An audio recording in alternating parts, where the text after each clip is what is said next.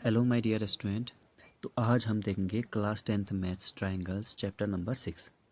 तो इसे स्टार्ट करने से पहले मैं आपको ये बता देता हूँ कि आप लोगों ने क्लास 9th में कॉन्ग्रुएंट के बारे में पढ़ा है, ठीक है। और आज हम पढ़ने वाले हैं, ये क्लास 9th में पढ़ा था कॉन्ग्रुएंट के बारे में, और सिमिलैरिटी अब हम पढ़ने वाले हैं इसे। ये हमारा रियल टास्क है कि हमने सिमिलैरिटी पढ़ना है। तो कहते किसे किसे हैं, तो आइए मैं आपको बताता हूँ। यहाँ पर सिमिलैरिटी हम लोग किसे कहते हैं और कॉन्ग्रुएंसी हम लोग किसे कहते हैं। तो कॉन्ग्रुएंसी आप लोगों ने पिछले पढ़ा, जो सेम शेप और जिनका सेम साइज भी होता है। तो यहाँ पर सिमिलैरिटी पढ़ने के लिए हमें ये पता होना चाहिए कि हम लोग सिमिलर किसे कहते हैं। हम लोग सिमिलर सेम शेप वालों को बोलते हैं, मतलब जिनका एक जैसा क्या हो, शेप हो, तो उसे हम सिमिलर बोलेंगे। जैसे अगर मान लीजिए मैंने यहाँ पर क्या बना रखा है, मैंने यहाँ पर लेट सपोज कि एक सर्कल मैंने ये बनाया और एक सर्कल मैंने ये बनाया। हालांकि ये सर्कल थोड़ा सा बड़ा दिख रहा है, ठीक है, बट लेकिन क्योंकि दोनों के सेम शेप हैं तो इसलिए हम लोग इन्हें क्या बोल सकते हैं, सिमिलर फिगर बोल सकते हैं। तो इसी तरह से अगर जैसे मान लो कि मैंने ये ट्रायंगल बनाया, फिर मैंने एक और ट्रायंगल बना दिया। ये दिखने में ये भले छोटा लग रहा है, ये वाला बड़ा लग रहा है, बट क्योंकि इनका शेप इनका शेप एक जैसा है तो इसलिए इन्हें क्या बोलेंगे, हम लोग सिमिलर फिगर बोलेंगे, ठीक है। तो अब देखते हैं, देखिए अगले वाले पेज में आइए। तो इसमें क्या है, इसमें बच्चों आपको बताना है। अब देखिए यहाँ पर ध्यान से देखिए, अगर मैं केवल इनकी बात करता हूँ पहले, तो यहाँ पर जो सर्कल है उसके अंदर सर्कल है, फिर सर्कल, फिर सर्कल है, तो ये सेम शेप का एग्जाम्पल हुए। तो यहाँ पर इन दोनों के क्या सेम शेप है, नहीं है, तो ये दोनों सिमिलर फिगर तो हो ही नहीं सकते। तो क्या इन दोनों, ये दोनों सिमिलर टाइप है, हाँ ये दोनों सिमिलर फिगर हो सकते हैं। अब देखिए मैंने यहाँ पर वर्ड यूज़ किया हो सकते हैं, इट कैन बी, बट ये कोई ज़रूरी नहीं है कि हुई हो, ठीक है। यहाँ पर देखिए आप, ये स्क्वायर्स रेक्टेंगल का भी एग्जांपल देख सकते हैं, यहाँ पर ट्रायंगल का भी एग्जांपल है, वो भी आप लोग देख सकते हैं, तो वो सब हैं। अब यहाँ पर है, तो इसमें मैं आपको ये एक बात बता देना चाहता हूँ कि जो पॉलीगन होता है, पॉलीगन किसे कहते हैं बच्चों, पॉलीगन हम लोग उसे कहते हैं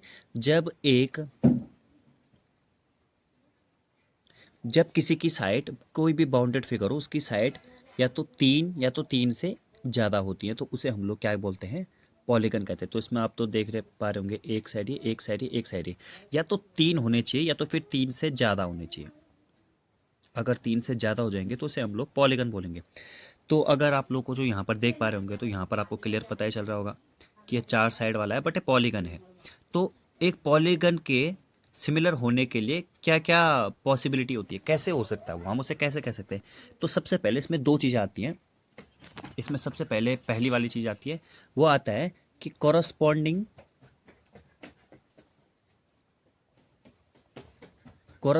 एंगल, कॉरस्पॉन्डिंग एंगल को हमें इक्वल रखना पड़ेगा, शुड बी इक्वल।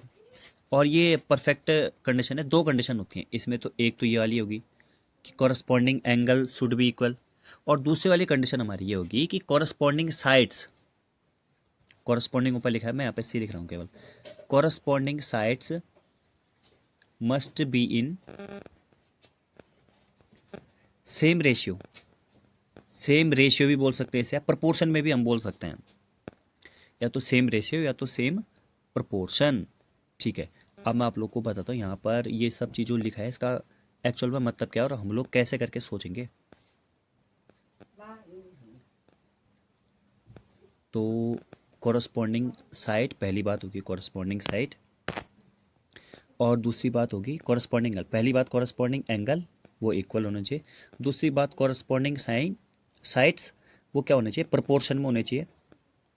प्रपोर्शन में मतलब जैसे अपॉन अपॉन करेंगे ना, साइड को, एक एक साइड को लेकर एक एक साइड के अपॉन अपॉन करेंगे, तो वो सेम रेशियो आना चाहिए उनका, इसी को हम कहते हैं।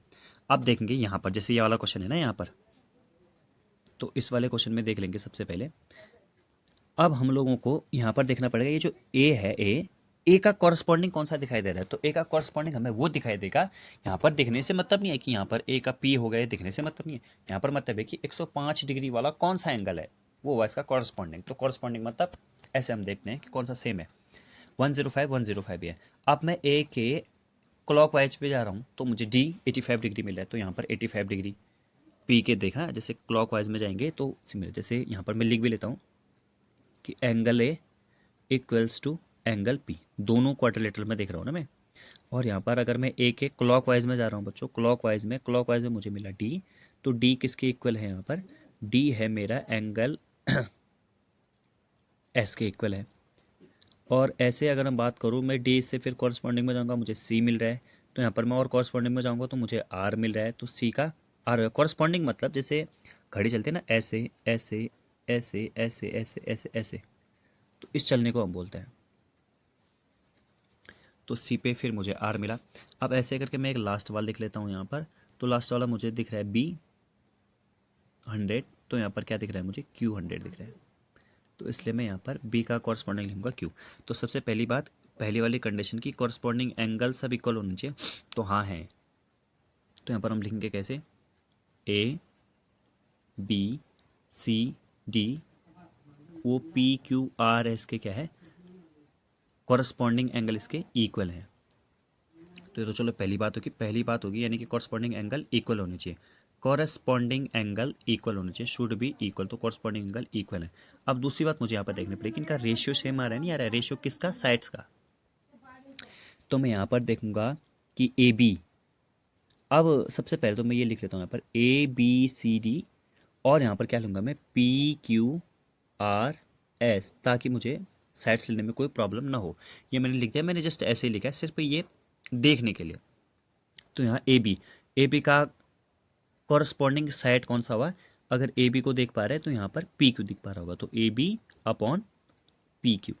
तो इनका रेशियो कितना आया, ए बी का आया 1.5 अपॉन पी क्यू का रेशियो आ रहा है 3.0, तो ये हुआ 1/2। पॉइंट लगाया तो नीचे एक जीरो आएगा, 15 15 टू जा 30, तो A B upon P Q ये भी सही रेशियो में है। अब इसके बाद मैं और दूंगा, अब मैं दूंगा बी सी।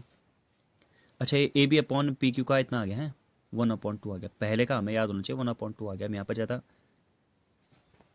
प्लेस नहीं है इसलिए मैं ऐसे लिख रहा हूँ।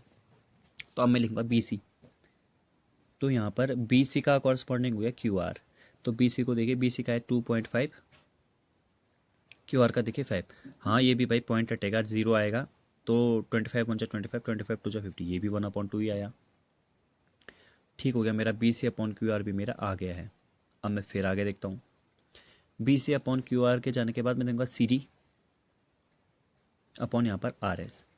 तो सी डी कितना है, सी डी यहाँ पर है 2.4, और आर एस कितना है, आर एस है मेरा 4.8। तो पॉइंट से पॉइंट गया, जब पॉइंट के बाद सेम डिजिट होते हैं, मार्क माई वर्ड्स, पॉइंट के बाद सेम डिजिट, उससे पहले अगर पॉइंट है तो दोनों पॉइंट गायब हो जाते हैं। जैसे ऊपर वाले में भी पॉइंट लास्ट के एक डिजिट पहले था, यहाँ पर भी लास्ट के एक डिजिट पहले था, तो पॉइंट पॉइंट गायब हो गया। तो ये भी आया मेरा 1/2। अब मैं ऐसे ही कौन सा वाला दूंगा, जो लास्ट वाला बचा, यानी कि डी ए या ए डी, कुछ भी बोलो आप लोग, डी ए या ए डी को दूंगा तो ये आ रहा है 2.1, और यहाँ पर डी ए देखा तो यहाँ पर आर, सॉरी एस पी देखना पड़ेगा, एस पी वो आ रहा है 4.2, तो ये भी आ रहा है भाई मेरा 1/2। ठीक है, तो अगर ये मेरा 1/2 आ रहा है, इसका मतलब मेरी दोनों की दोनों कंडीशन कैसे हो रही है, सेटिस्फाई हो रही है। यहाँ पर सबसे पहले आया मेरा,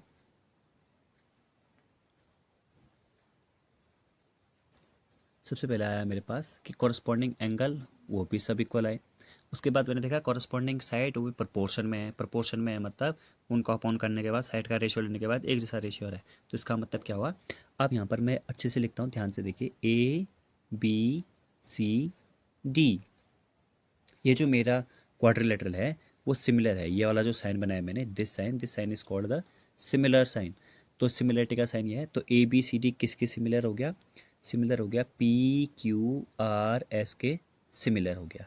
ठीक है, अब यहाँ पर देखा तो यहाँ पर ऐसा ही, यहाँ पर अगर आप लोग देख पा रहे होंगे तो जैसे पहले के इन दोनों को देखिए, पहले के जब इन दोनों को देखे तो यहाँ पर सिमिलरिटी नहीं है, क्यों, क्योंकि 90 डिग्री का एंगल तो है, ऑब्वियस सी बात है। बट यहाँ पर अगर साइड्स का रेशियो देंगे तो 3.5, यहाँ 3, फिर 3 हो गया, फिर यहाँ 3.5 हो गया, तो इसका मतलब ये सेम रेशियो में नहीं है।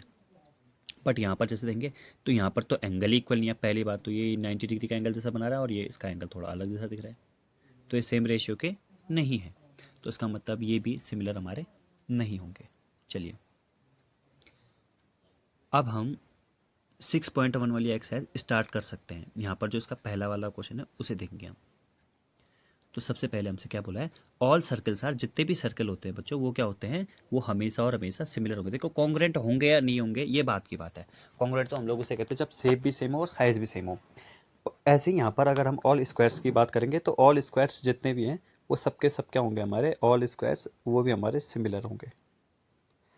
All dash triangles are similar. Triangles, अब ट्राइंगल की तीन कैटेगरी होती है। एक तो स्केलिन जिसका कि कोई भी साइड इक्वल नहीं होता है, आइसोसेलेस इसके दो साइड इक्वल होते हैं, और इक्विलेटरल के तीनों साइड्स इक्वल होते हैं। तो सिमिलर कौन से वाले ट्राइंगल होंगे, सिमिलर होंगे हमारे इक्विलेटरल ट्राइंगल। तो मैं यहाँ पर लिख लूँगा इक्विलेटरल ट्राइंगल ये होते हैं equal. Two polygon of the same number of side if their corresponding angles are, corresponding angle equal हो गए और कॉरस्पॉन्डिंग साइड्स किस रेशियो में हुए, वो प्रोपोर्शनल हुए। ठीक है, तो इसे हम लिख लेंगे। तो इस तरह से हमारे 6.1 का पहला वाला क्वेश्चन खत्म हो जाता है। सेकंड वाला क्वेश्चन मैं नहीं करवा रहा हूँ, वो आप लोग खुद ही कर लेंगे। उसमें बस हमें एग्जाम्पल देने हैं। तो उसमें जो भी है नॉन सिमिलर फिगर को एग्जाम्पल आप लोग दे सकते हैं बहुत ईजी से, कि जैसे बोल दिया एक स्क्वायर है और एक है हमारा सर्कल, एक ट्रायंगल है और एक है क्वाड्रिलेटरल, तो बस इस तरह से हो जाएगा। शेप सेम नहीं होना चाहिए। यहाँ पर देंगे बच्चों, तो यहाँ पर सबसे पहले तो एंगल में देख पा रहा हूँ, जैसे कि आप लोग भी देख पा रहे होंगे एंगल ये 90 का है, ये भी 90 का है, ये भी 90 का है, ये भी 90 का है। यहाँ पर कोई 90 का दिख नहीं रहा है, तो इसका मतलब ये सिमिलर तो है नहीं, क्योंकि सिमिलर होने के लिए दो कंडीशन होती है। पहली condition corresponding angles are equal, दूसरी बात कॉरस्पॉन्डिंग साइड उनका रेशियो क्या होना चाहिए, सेम होना चाहिए। वो किस में होना चाहिए, प्रोपोर्शन में होना चाहिए। अब जो आने वाली क्लास होगी आपको हर दिन मॉर्निंग के ही टाइम पे मिलेगी। अब जो आने वाली क्लास होगी उसमें अब हम 6.2 को कैसे करते हैं, कौन कौन से उसके क्वेश्चन है अच्छे अच्छे क्वेश्चन, उनको हम लोग ट्राई करेंगे। तब तक के लिए थैंक यू।